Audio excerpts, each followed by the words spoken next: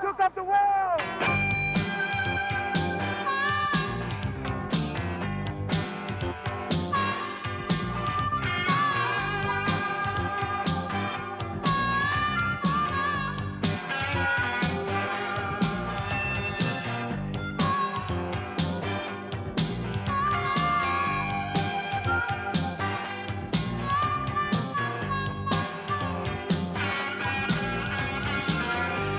Just win, baby.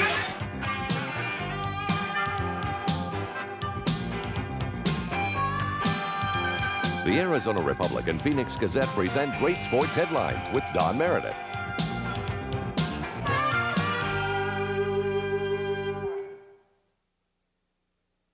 Every day in the sports section of the newspapers, you'll find the accounts of real-life heroes, athletes who test themselves daily against the best in the business, individuals and teams whose ultimate purpose for competing is just to be called champion.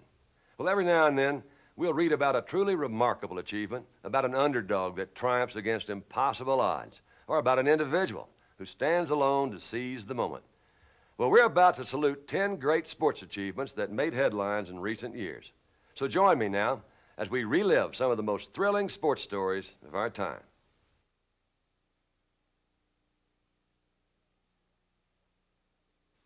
May 16, 1976, Game 7 of the Western Conference Finals pits the surprising Phoenix Suns against defending NBA champions, the Golden State Warriors. In one of the biggest upsets in playoffs history, the Cinderella Suns shut down the Warriors' explosive offense in the fourth quarter to take a stunning 94-86 win. It puts Phoenix into the World Championship Series against the Boston Celtics. The Suns had just beaten a Golden State team that sports writers had been labeling a dynasty. The Warriors had posted the league's best one-loss record during the regular season, and they were expected to become the NBA's first repeat champions in 7 years. Phoenix, on the other hand, had finished the regular season with a mediocre 42-40 record, third in their division, 17 games behind the first-place Warriors. But in the playoffs, Coach John McLeod's Suns played with surprising poise and determination. Phoenix began to come together as a team in mid-season. That's when forward Garfield Hurd arrived from Buffalo to give the Suns added rebounding muscle and a more potent inside offense. And that's about the time two talented rookies began to come into their own. One was Ricky Sobers. The other was center Alvin Adams, who averaged 19 points per game, led the team in assists, and won Rookie of the Year honors. Combined with veterans such as Paul Westphal, Dick Van Arsdale, Keith Erickson, and Curtis Perry, the Suns emerged as a tough, aggressive team by season's end. And in the playoffs, they were playing their best ball of the year. Phoenix was in the finals for the first time in their 8-year history, and they'd gotten there by knocking off the best team in the league. Even so, going into the championship series against the Boston Celtics, the Suns are a big underdog. They lose the first 2 games in Boston, but come back to win the next 2 at home. Now the deadlock series returns to the Boston Garden for Game 5. The date is June 4th, 1976. With 39 seconds left on the game clock, the score is tied at 94 all. Then, Curtis Perry sinks one of 2 free throws to give the Suns their first lead of the game. The Celtics' John Havlicek tries to answer, but he's fouled. He sinks his first free throw to tie the game at 95. Now the second shot for the lead. No good. But Havlicek gets the ball back, and with 7 seconds left on the clock, he puts up a jumper. It's off the mark. Phoenix rebounds and calls timeout to plan one last shot. They try to get the ball to Garfield Hurd, but the Celtics defense is there. The game goes into overtime. The fans began to get pretty unruly during the intermission, and they were whipped into a frenzy during the thrilling first overtime period, which ended deadlocked again at 101. That forced a second overtime. The Celtics hold a 3-point lead with 15 seconds to go in the second overtime. Then Van Arsdale hits for the Suns to cut the lead to 1. A few seconds later, Westphal steals the ball from Havlicek. Curtis Perry tries a 15-footer. He rebounds his own miss and puts the ball in the hoop to give Phoenix a 1-point lead. Now, with the final seconds ticking off, Havlicek drives left and bangs in what appears to be the game winner. The Boston fans were not too happy when they learned there was still 1 second left on the game clock. In the midst of all the confusion, John McLeod called a timeout, even though he had none remaining. The illegal maneuver cost him a technical foul and another point for Boston, but it turned out to be a brilliant ploy. Now trailing by 2 points with 1 second left, instead of putting the ball into play from the end line, the Suns are able to inbound from center court. The Suns get the ball into Garfield Hurd. He lets it go at the buzzer. Swish! The game goes into a third overtime. Celtics reserve Glenn McDonald comes off the bench to spark Boston.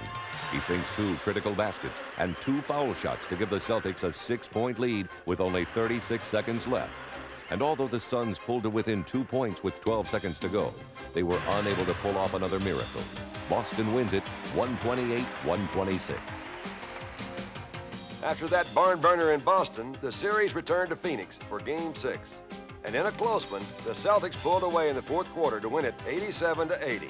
Boston had won its 13th NBA championship in 20 years.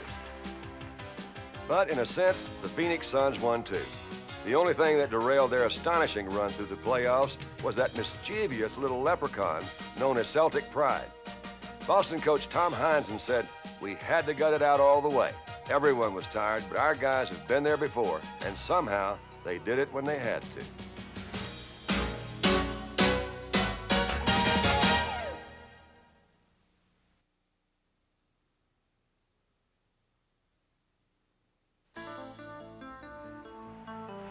The storybook quest was ending. The heroes wore red, white, and blue. With 3 goals in the final period, the United States rallies to defeat Finland and take the gold medal at the 1980 Winter Olympics. Somehow, the youthful American upstarts have emerged as giant killers. On the ice at Lake Placid, the impossible dream has come true. According to Napoleon, impossible is a word only to be found in the Dictionary of Fools. That word isn't even in Coach Herb Brooks' dictionary, and if you ask his players, they'd tell you that even Napoleon couldn't be a more demanding taskmaster. As coach of the patchwork U.S. Olympic hockey team, it's Herb Brooks' job to train and toughen his 20 young athletes for world-class competition. To win a gold medal, his players will have to beat the very best hockey team in the world, professional or amateur, the hockey team of the Soviet Union. Since first competing in 1956, the Soviets had failed to win the gold medal only once. Out of 43 Olympic matches, the Russians had won all but 5, and 2 of those were ties. They'd even beaten the National Hockey League All-Stars. When the 12-team tournament begins, the U.S. is seeded 7th. In the opening game against Sweden, the U.S. trails 2-1 as the contest enters its final minute. In desperation, Herb Brooks pulls goalie Jim Craig and puts in an extra skater. The gamble pays off as Bill Baker slams in a shot from 55 feet with 27 seconds left. The U.S. escapes with a tie. Next, the powerful Czech team. The game is tied 2-2 at the end of the first period. Then, surprisingly, the U.S. takes control of the match and forges a shocking 7-3 victory. Then the U.S. skates to decisive victories over Norway, Romania, and West Germany. This puts the Americans in the medal round with Sweden, Finland, and the USSR. At 5 p.m. Friday, February the 22nd, the date of George Washington's birthday, the U.S. team takes to the ice to face the notorious red helmets of the Soviets. Coach Herb Brooks tells his team, "You're born to be a player. You're meant to be here. This moment is yours." The Russians score first, but 5 minutes later, a goal by Buzz Schneider ties the game. By the end of the first period, the score is tied at 2. But when the second period begins, the Soviets quickly move into the lead again on a power play goal by Alexander Maltsev. The period ends with the USSR ahead 3-2. In the dramatic final period, Mark Johnson's 5-foot shot tied the score at 3. Then at the 10-minute mark, team captain Mike Eruzione fires off a 30-foot shot that finds the back of the net. The U.S. takes the lead 4-3. For the final 10 minutes, goalie Jim Craig, who recorded 39 saves in the game, and the rest of the U.S. team fight off an endless barrage of attacks by the Soviets. As the world watches the final seconds tick off, David is beating Goliath. The victory comes at a time when nothing seems to be going right for America. There are hostages in Iran, Russians in Afghanistan, and double-digit inflation at home. When we needed it most, a team of courageous young athletes showed up to offer America a little slap-shot therapy. They reminded us that the impossible is only what you believe to be impossible, and that only a fool would give up without a fight.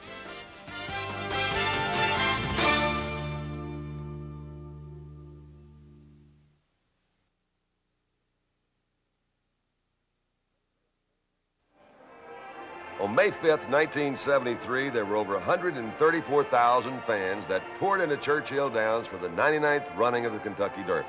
It was the largest crowd to ever see a horse race in this country. And they're off. Jackie Green is showing the way by a length and a half, Royal and Regal. Then on the rail, it's Angle Light, followed by Sham, followed by Secretariat, Warbucks, and finally, Twice a Prince.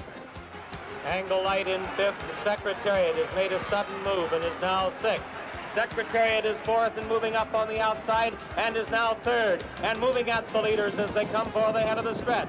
They're at the head of the stretch and Sham is the leader. He leads it by a length. Secretariat is in the center of the racetrack and driving.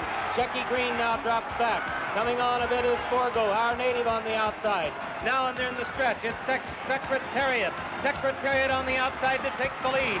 Well, down the final stretch, a big red chestnut colt streaked to victory in record-breaking time. Secretariat had taken the first jewel of horse racing's Triple Crown.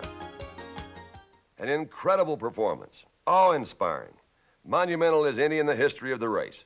That was the consensus of the press. The second-place horse Sham had run a remarkable race himself, tying the old track record of 2 minutes flat. In other words, Sham had run well enough to win any other Derby in history, but he was no match for Secretariat. Secretariat was the son of Bold Ruler, the greatest American sire of modern times, and Something Royal, the Meadow Farm's finest broodmare. Thanks to a lucky coin flip with Ogden Phipps, Bold Ruler's owner, Penny Tweedy of the Meadow Farm acquired ownership of the good-looking foal who was to become a horse racing legend. Well, for Mrs. Tweedy and the Meadow Farm, that coin flip turned out to be one of the most lucrative in history. In 1972, as a 2-year-old, Secretariat won 7 of his 9 races and earned over $450,000. At the end of the season, he became only the 3rd 2-year-old in history to be named Horse of the Year. Secretariat's superior bloodline and impressive racing record made him a valuable potential sire, even as a 2-year-old. Before the 1973 racing season, the colt's breeding rights were syndicated for a world's record amount of over $6 million, 32 shares at $190,000 each. In 1973, as a 3-year-old, Secretariat fulfilled his promise of greatness. Horse racing hadn't had a Triple Crown winner since Citation accomplished the feat in 1948. But when Secretariat won the Kentucky Derby in record-breaking time, everyone knew that the handsome red chestnut just might be up to the challenge. 2 weeks after the Derby, it was time for the Preakness and a run at Jewel number 2. Secretariat broke cleanly and sat back in last place until the first turn when jockey Ron Turcotte let his mount take off. Derby rival Sham was again running well, but Secretariat galloped past him going into the backstretch. Secretariat took the lead and never lost it. He flashed across the finish line 2.5 lengths ahead of Sham. It was the 3rd fastest run in Preakness history. Officially, Secretariat was timed at 1 second over the track record, but several other clockings showed that he had beaten the record.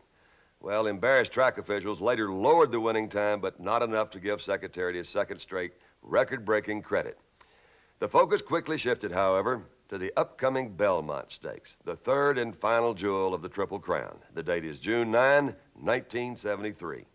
Rounding the turn, Secretariat leads now by 7 or 8. Sham second, then Twice a Prince, My Gallant and Private Smile. They round the turn, and Secretariat is so far out in front, he's absolutely making a joke of the 105th Belmont. Secretariat at the 8th pole now, way out in front by some 20 lengths. Then My Gallant and Twice a Prince. Secretariat freezing home. It's Secretariat by himself. There's the Secretariat wins the Triple Crown by the widest margin I've ever seen this 25 years as a race caller. Secretariat had become only the 9th horse in history and the 1st in a quarter of a century to win the Triple Crown, and he did it in spectacular fashion. He had broken the record at Belmont by nearly 3 seconds, finishing an incredible 31 lengths ahead of his closest competitor. His old rival, Sham, finished last. So amazing was Secretariat's Belmont run that one writer likened it to Joe Namath throwing 10 touchdown passes in one game, or Jack Nicklaus coming in with a 55 at the U.S. Open. It's been called the greatest performance ever by a racehorse. In his 2-year career, Secretariat won 16 of his 21 starts and racked up over $1.3 million in earnings. That made him the 4th leading money winner in turf history. At the end of the racing season, for the 2nd year in a row, he was named Horse of the Year. And as his career ended, Secretariat was being compared to the legendary Man o' War, who since 1919 had worn the title of Horse of the Century.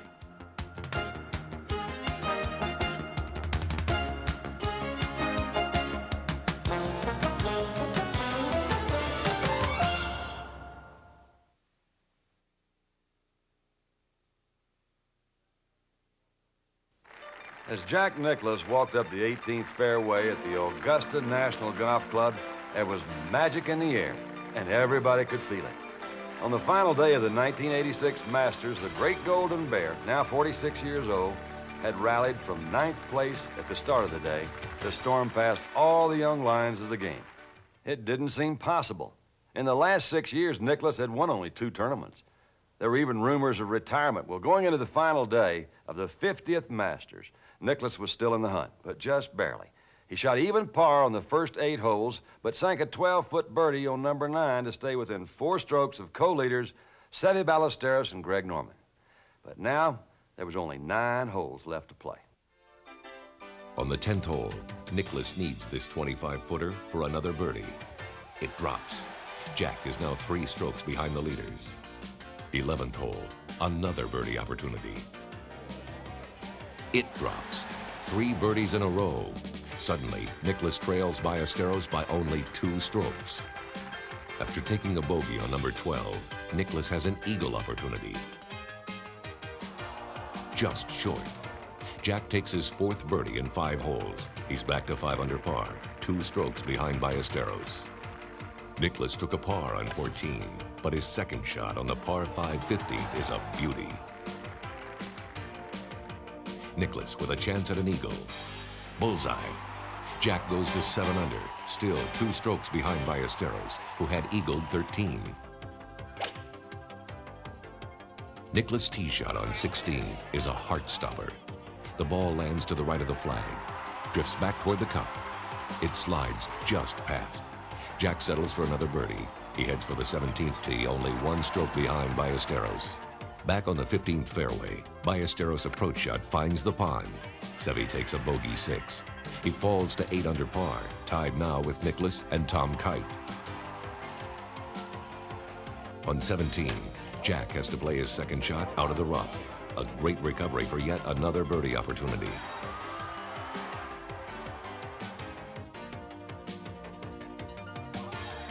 Nicklaus takes sole possession of the lead at 9 under par. Now on the 18th green, a 50-foot putt for another birdie. The ball stops just short. Nicklaus gets his par and finishes with a 279, 9 under par for the tournament. He heads for the clubhouse with a 1-stroke lead. Nicklaus had just carded a back 9 score of 30. It tied the course record. He had sunk 6 birdies and an eagle on the last 10 holes. But it wasn't over yet. Seve Ballesteros' chances ended when he 3-putted on 17. Now only 2 players still had a chance to catch Jack. Greg Norman and Tom Kite. Both had putts on 18 to tie Nicklaus and force a playoff. First, Kite.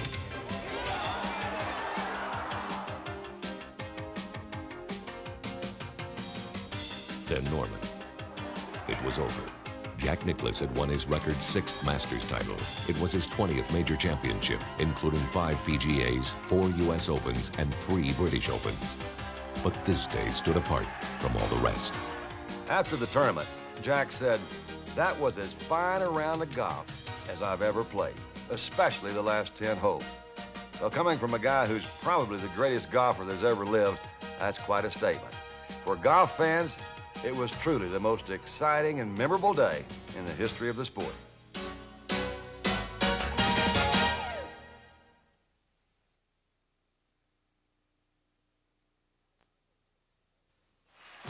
Dodger Stadium, the 1977 World Series. In Game 4, the New York Yankees' big slugger, Reggie Jackson, finally broke out of a hitting slump. He banged a double off left-hander Doug Rao and an opposite field home run off right-hander Rick Rhoden. But it was only an indication of things to come. 11 months earlier, Reggie Jackson had become the highest-paid player in baseball history when he signed a $3 million contract with the Yankees. But Reggie's first year in New York was a stormy one. There were conflicts with teammates, feuds with manager Billy Martin, and altercations with the fans. But then, Reggie was no stranger to controversy. Jackson had been a member of Charlie Finley's bickering Oakland A's when they were as famous for fighting as they were for winning championships. And Reggie was the most controversial of the lot. He was also one of the most dangerous hitters in baseball, especially in the big games. It seemed that whenever pressure and public attention were at their greatest, so was Reggie Jackson. Reggie got plenty of pressure and public attention when he took his act to New York, even before he ever played a game. "I didn't come to New York to become a star," Reggie announced after signing his big contract. "I brought my star here." Controversy began to bubble. Then in spring training, Reggie proclaimed, "This team, it all flows from me. I've got to keep it going. I'm the straw that stirs the drink." Well, George Steinbrenner's Bronx Zoo was now officially open for business. Although the turbulence in the Yankee clubhouse sometimes spilled onto the playing field, the team managed 100 wins in 1977 and took the East Division title. Jackson had a fine offensive year with 32 home runs and 110 runs batted in. In the American League Championship Series, the Yankees and Kansas City Royals split the first 4 games. But in the 5th and final game, baseball's highest-paid player was not in the Yankee lineup. Billy Martin decided to bench Jackson, who'd been in a hitting slump. Needless to say, Reggie bristled at being left out of the biggest game of the year. But the Yankees, without Reggie's services, went on to win the game and sew up an American League pennant. That humiliating benching incident was a tough pill for Reggie to swallow, but even he had to admit that maybe it was justified. You see, Jackson had managed only 2 hits and 16 at-bats in the playoffs with Kansas City. As the Yankees prepared to meet the LA Dodgers in the World Series, Reggie felt he had something to prove. After breaking out of his slump with that double and a home run in Game 4, Jackson was ready to take control of the series. In his final at-bat of Game 5, Reggie belted his 2nd home run in 2 days. The Yankees returned to the Bronx for Game 6, needing only 1 win to clinch the series. Jackson drew a walk in the 2nd inning, then came to bat in the 4th with the Dodgers ahead 3-2. Teammate Thurman Munson was on first base. Jackson walked on 4 pitches his last time up there. There's a drive to right field and deep. Chris going back, away back. It's gone. A home run, Reggie Jackson.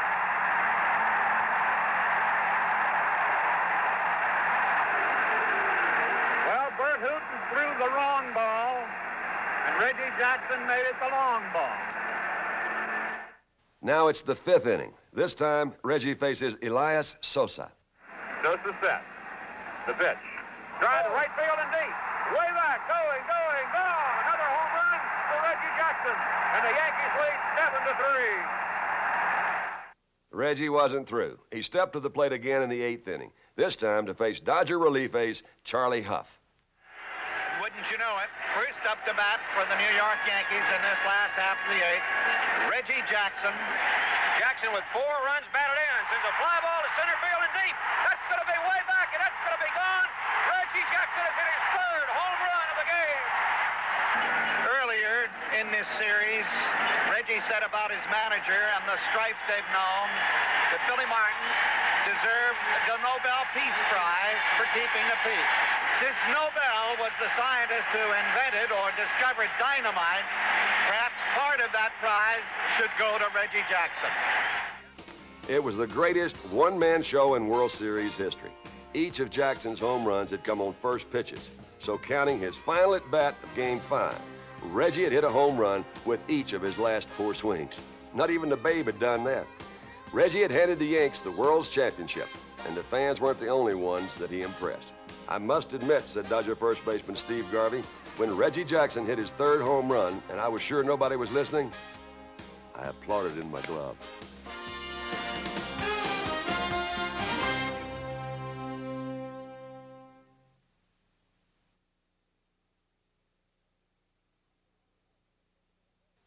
I'm the resurrected, the savior of the whole game. Every day I'm in the newspapers. You get tired of reading about me. All magazines, everything. I'm a big man. How about this villain role? You're getting to be the villain, and Liston is getting to be the good guy. First Liston was the villain, and didn't nobody like Liston. Liston was a thug. Liston was a gangster. Liston was this. Liston was that. Everybody wants to see Liston beat, and now all of a sudden Liston is the savior. You know, I guess... That's the way I like it. That makes me rumble. Don't we rumble? Float like a butterfly and sting like a bee. Ah, rumble, young man, rumble. Hey! That's what we're going to do. We're going to rumble. Well, a lot of people didn't quite know what to make of young Cassius Clay. There'd never been anyone like him. He was only 22 years old, but for years he'd been trumpeting his own arrival as the next heavyweight champion of the world, as the savior of boxing, as the greatest fighter that ever lived. You didn't know whether to be amused or outraged. But no matter what you thought, one thing was certain. The kid was impossible to ignore. And that's exactly what Cassius was counting on. Young Cassius had talked himself all the way to a title shot against the reigning heavyweight champion, Charles Sonny Liston, one of the most menacing punchers ever. In 1962, Liston had won the heavyweight crown with a first-round knockout of Floyd Patterson. And 10 months later in the rematch, he did it again. Liston had won 35 of his 36 professional fights, and all but 10 were by knockout. He seemed invincible. Cassius Clay had been a brilliant amateur boxer. In 1960, in the deciding match of the pre-Olympic trials, he got up off the deck to clobber Allen Hudson and win a place on the U.S. Olympic boxing team. That year, he won the National Amateur Athletic Championship as a light heavyweight and the National Golden Gloves as a heavyweight. And at the Olympic Games in Rome, he won a gold medal. As he prepared to meet Sonny Liston, Cassius had been in only 19 professional fights, but he'd won all of them, 15 by knockout. Already his lightning-quick hands and dancing feet had become his trademark in the ring. Outside the ring, Cassius had another trademark, his mouth. Oh, man, if it wasn't for me, they'd be doing good to get $50 a ringside seat. I'd have raised the price up to $250.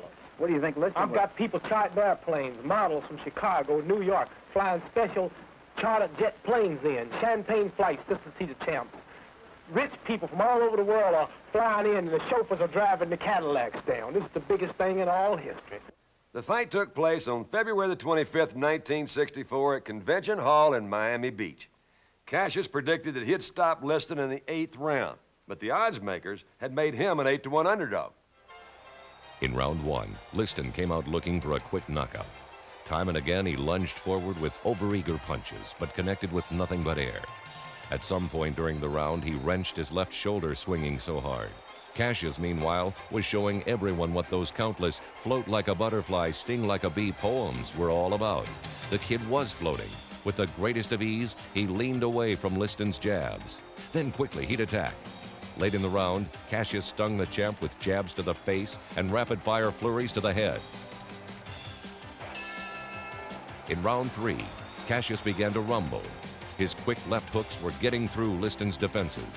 And he followed up with stinging combinations to the face. One flurry opened a cut under the champ's left eye. But Liston continued to bowl forward, trying to land that one big punch. Something wrong with Clay now. Something wrong with Clay. I see that, Joe. His eyes are bothering him. In round five, Cassius had trouble seeing when ointment used to close Liston's cut got in his eyes.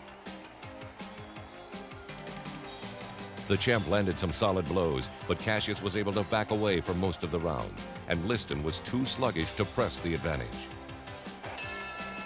In round six, Liston looked tired. Clay's eyes had cleared, and he was able to bore in, jabbing, hooking, landing solid blows to the champ's jaw. His shots were getting through almost at will, and he reopened the cut under Liston's eye. As the round ended, the heavyweight champion looked worn out. He would not answer the bell for round seven.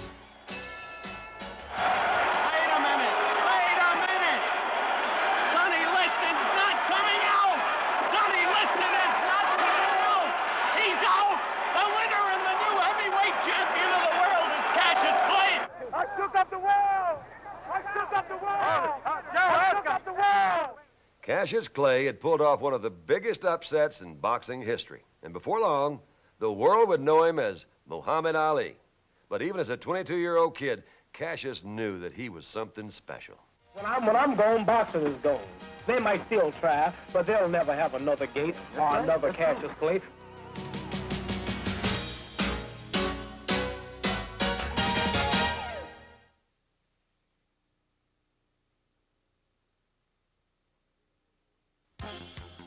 June the 14th, 1987, the Los Angeles Lakers polish off the Boston Celtics in Game 6 of the NBA Finals to claim their 4th championship in 8 years. But before the cheering had died down, Lakers coach Pat Riley made one of the boldest forecasts in sports history. And I'm guaranteeing everybody here, next year we're going to win it again. A lot of people thought that Riley might have had a bit too much champagne. The NBA's dynasty days were long gone. No team had won back-to-back titles in 19 years. Riley's own Lakers had failed to repeat 3 times in the 80s already. So why saddle his players with the added pressure of a pie-in-the-sky guarantee? It was Pat Riley's way of combating complacency. It was a motivator. This Laker team would be playing for more than just a championship. They'd be playing for a place in basketball history. Pat Riley's call to greatness spurred the Lakers to their showtime best in the regular season. Magic Johnson directed the attack. Byron Scott led the team in scoring. James Worthy was an explosive offensive threat. A.C. Green, the team's leading rebounder.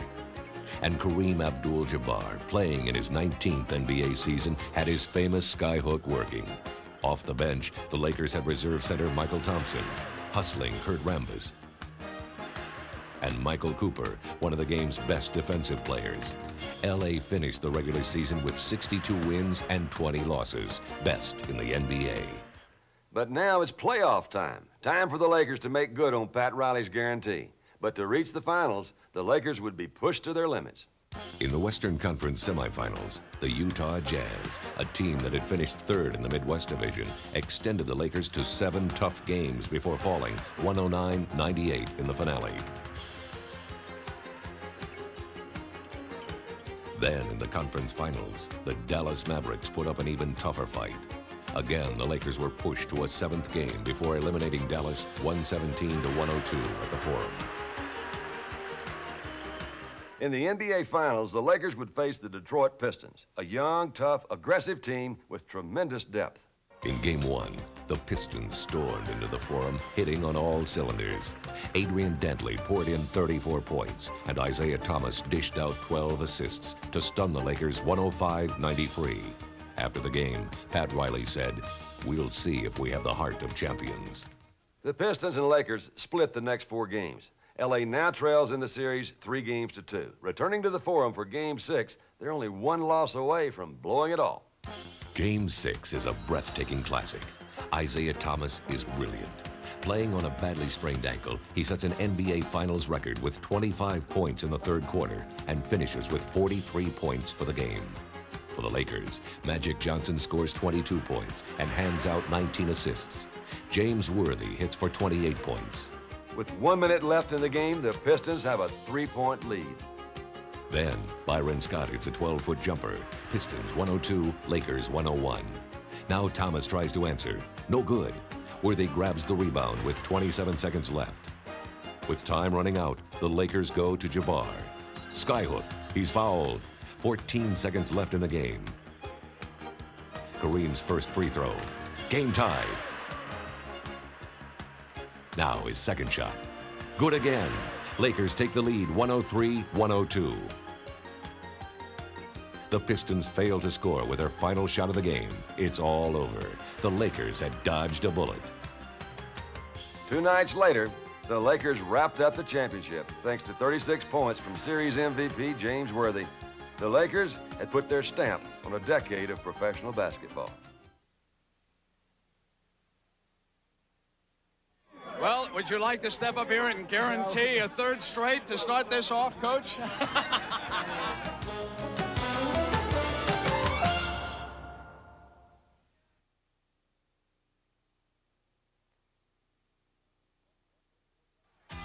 With 1 minute, 34 seconds left in the game, University of California's Mike R. boots this 53-yard punt out of the Stanford end zone. It seems to bring down the curtain on Stanford's chances to come back from a 19-17 deficit. Little did the fans know that the curtain was about to go up on the most outlandish ending ever to a college football game.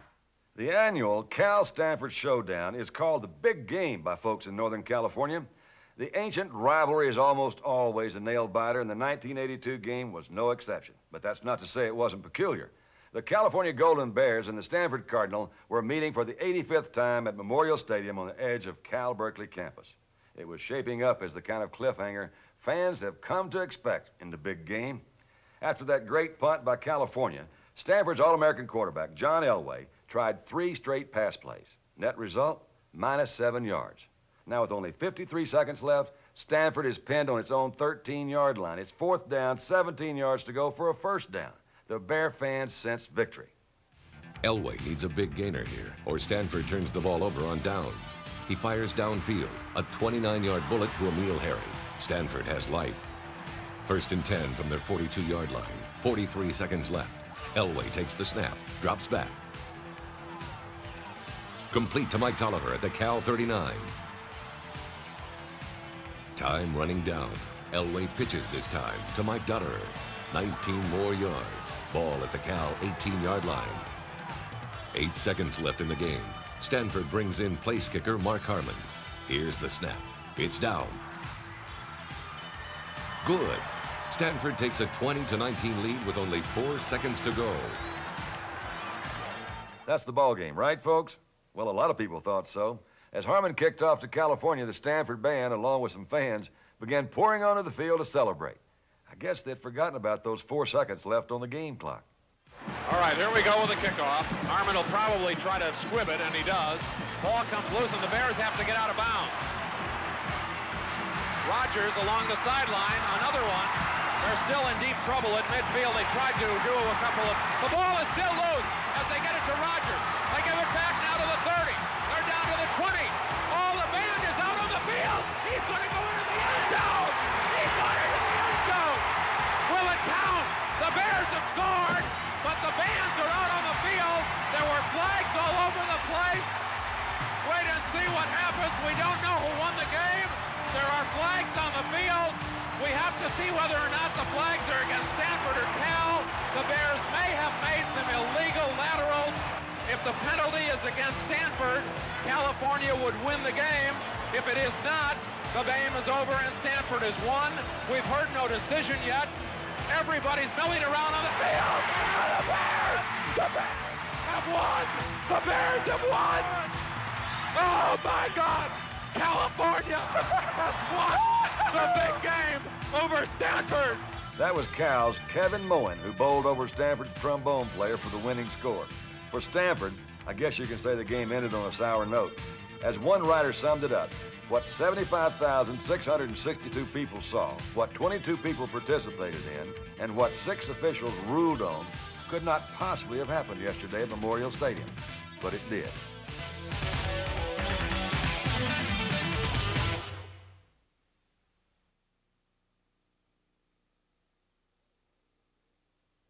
What a year Ted Williams had in 1941. He led the major leagues in batting average, slugging average, home runs, walks, and runs scored. Williams' numbers: 37 homers, 120 runs batted in, and an incredible .406 batting average. With a season like that, Ted Williams is a shoo-in for the Most Valuable Player award, right? Well, most years he would have been, but 1941 belonged to someone else. That year, Ted Williams, along with the rest of the country, could only look on in amazement at the baseball-hitting artistry of a guy named Joe DiMaggio. Joltin' Joe was too good to be true. Going into the 41 season, the 26-year-old slugger was already an established superstar with the New York Yankees. In his 5 big league seasons, Joe's batting average was .345, and he'd led the Bronx Bombers to 4 world championships. But in the summer of 1941, Joe DiMaggio hit the baseball like it's never been hit before, or since. On May the 15th, Joe began a consecutive game hitting streak that was beyond belief. He passed Babe Ruth in his 27th game, then Rogers Hornsby in his 34th. Day after day, as the weeks rolled by, DiMaggio kept getting hits in every game he played. Everyone knew the streak had to end, but it kept on going. On June the 29th, DiMaggio broke George Sisler's American League record when he hit safely in his 42nd straight game. And it didn't end there. Joe was now chasing the all-time record, Wee Willie Keeler's famous 44-game hitting streak. It had stood as one of baseball's unbreakable records since 1897. But on July 2nd, DiMaggio sped past Keeler and kept on going.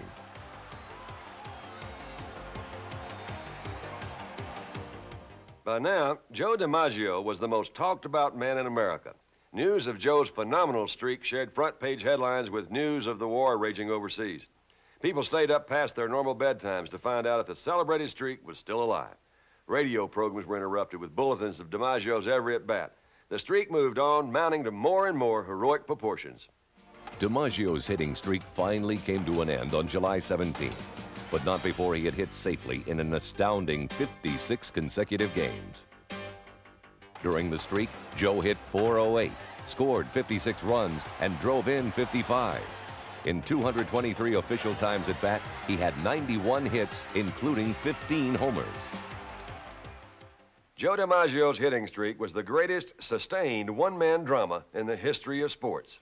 But there was another drama unfolding that by year's end would thrust the United States into a world war. And within a year or two, many of the greatest players in baseball, including Joe DiMaggio, would answer the call to military service. But in that magical summer of 1941, baseball was still the American obsession, and Joltin' Joe was its shining hero.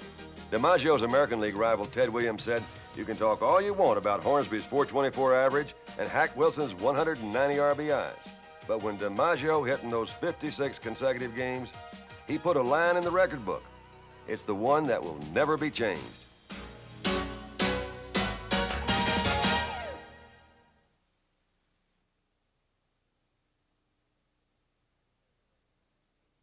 January 2nd, 1987, the Fiesta Bowl in Tempe, Arizona, stages a classic matchup. Unbeaten and untied Penn State meets unbeaten and untied Miami with the mythical National Championship of College Football at stake. The Hurricanes are ranked #1 in the nation. The Nittany Lions, second. It's the first time in 13 years that two undefeated teams have met in a postseason bowl game. The Fiesta Bowl had enjoyed a surprisingly rapid rise to the top. After the 1981 season, in only its 11th year, the game became a major attraction when it earned a spot among the traditional big bowls played on New Year's Day. Then, after the 1985 season, with corporate support from Sunkist, the Fiesta Bowl was able to offer schools even a greater financial incentive to play in Arizona. Suddenly, in only its 16th year of existence, the Fiesta Bowl was hosting one of the biggest games in years, the Penn State-Miami Shootout for the national championship. Head coach Jimmy Johnson's high-powered Hurricanes are led by Heisman Trophy-winning quarterback Vinny Testaverde and by game-breaking wide receiver Michael Irvin. Coach Joe Paterno's Nittany Lions feature the running of DJ Dozier and the defensive brilliance of linebacker Shane Conlon. In the second quarter, Penn State quarterback John Schaefer loses the ball on a controversial play that is ruled an interception. Miami takes advantage of the break when Melvin Bratton dives into the end zone for the first score of the game. But Penn State comes right back with a 74-yard drive, capped off by Schaefer's scrambling 4-yard touchdown run. At halftime, the game is tied at 7. Now in the fourth quarter, Miami's Mark Seelig boots a 28-yard field goal to give the Hurricanes a 10-7 lead. Then, with Miami in control late in the game, Shane Conlon intercepts a Testaverde pass and returns it 38 yards to the Hurricanes' 5-yard line. With slightly over 5 minutes left to play, DJ Dozier powers into the end zone, and Penn State takes a 14-10 lead. Vinny Testaverde, who had been intercepted only 9 times all year, had thrown 4 interceptions in the game. But now, with his team down by 4 points and time running out, he mounts a do-or-die drive that will decide the national championship. On 4th and 6 from his own 27-yard line, Testaverde completes a 32-yard pass to keep Miami's hopes alive. Then he connects on his next 5 passes in a row. Suddenly, the Hurricanes are camped on Penn State's 6-yard line. But there, the desperation drive stalls. After 3 downs, Miami has lost 7 yards. Now on 4th down, with 18 seconds left, the national championship rides on one last play. Testaverde fires for Brett Perriman in the end zone, but Penn State linebacker Pete Giftopoulos makes the game-saving interception. The Nittany Lions win a thriller, 14-10. Penn State had wrapped up a perfect 12-0 season and claimed its second national title in 5 years. And as is so often the case in championship games, defense triumphed over offense. It was great defense that won Notre Dame a national title 2 years later. And for the second time in 3 years, the championship was settled in the Fiesta Bowl. Coach Lou Holtz's Notre Dame team put its perfect season and #1 ranking on the line against undefeated and untied West Virginia. Notre Dame's quarterback, Tony Rice, completed 7 of 11 passes for 213 yards and 2 touchdowns. When he hit wide receiver Rashib Ishmael with a 29-yard touchdown pass in the second quarter, the Fighting Irish took a 23-3 lead that was never seriously threatened. Notre Dame rolled up 455 yards of total offense while holding the explosive Mountaineers to just 282 yards, their lowest total in 19 games. Final score, Notre Dame 34, West Virginia 21. The Irish claimed their first national championship in 11 years. It was way back in 1921 when 2 unbeaten and untied teams first met in a postseason bowl game. And it's only happened a dozen times since. For the Fiesta Bowl to stage 2 dream matches in 3 years is pretty impressive. As one writer said, the game in Tempe, Arizona is quickly establishing itself as a place where national championships can be won and lost.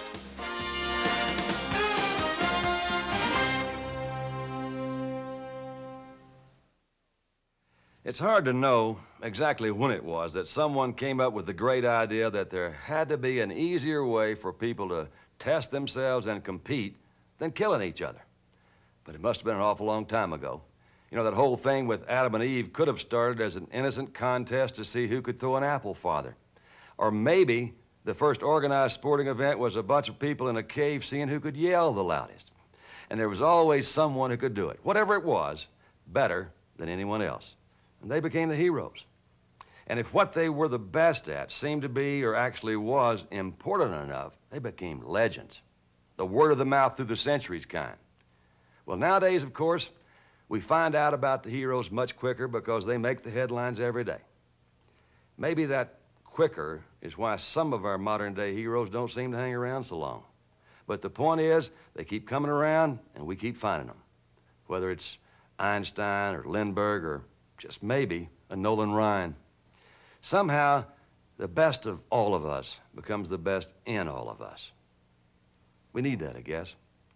Looks to me like the Greeks had it all figured out when they invented the Olympics. Sports are better than war and a lot less expensive. I like the headlines better, too, don't you?